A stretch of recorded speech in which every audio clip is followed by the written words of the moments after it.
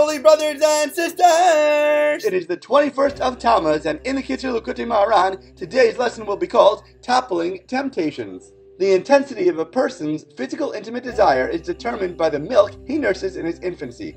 Therefore, it is necessary to exercise great care that an infant should nurse only from a modest woman. For when an infant nurses from an immodest woman, his physical intimate craving in adulthood is then very powerful, God forbid, which undermines the fear of God in his heart. Conversely, when a child nurses from a modest woman, he does not burn ardently with this desire, but he has only the little bit necessary to fulfill the Creator's commandment to procreate. Everything we are exposed to influences us. Try to protect ourselves from problematic environments because everything affects us and we must maintain more modesty. When a person falls, God forbid, into these three cravings for wealth, physical intimate pleasure, and food, his fear of God is thereby undermined. Then the Holy One, blessed be He, sits and roars like a lion in pain over this. When we fall and fail, God is pained. He wants us to succeed and reward us. Even the evil inclination loves us dearly and only wants us to prevail and to beat him down. By properly honoring the three festivals with food, drink, and fine clothes to the best of one's ability, with holiness and purity of thought, with joy and with gladness, with focused and earnest prayer, and with all the other things connected with the holiness and joy of the festivals, especially with the various holy mitzvahs that are associated with each festival, a person thereby attains knowledge of God, and he merits to draw this knowledge into his heart. In this way he rectifies the heart and purifies it of the three evil cravings, and he merits to attain the perfect fear and awe of God, which is dependent on the heart. This is the most important thing of all, because this is what will bring him to his ultimate goal, which is that his dominion over the angels should endure. We cannot always overcome desires and temptations with thoughts alone. Physical actions, when done with spiritual success, help guard us and strengthen our shields. On each and every one of the three festivals, one of the three cravings is rectified. To wit, on Pesach, the craving for wealth is rectified, where we went out from Egypt, where we had absolutely nothing, to having everything. On Shavuos, the craving for physical intimate pleasure is rectified. Here we abstain from this in preparation and show that our true goal is spiritual and not physical connection. And on Sukkot, the craving for food is rectified. Therefore, the word sukkah has the same numerical value as ma'achal, which means food. Here we go outside of our homes to demonstrate where all of our protection comes from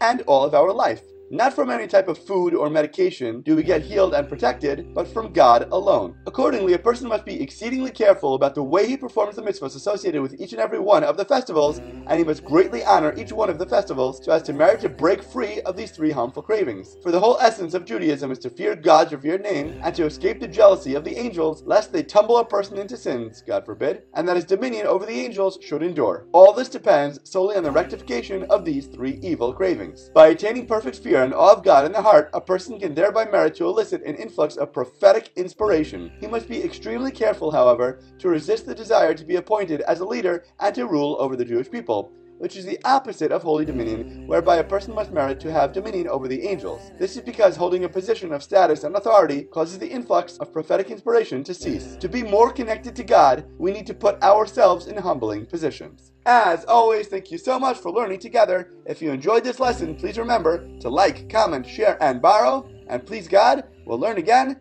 tomorrow.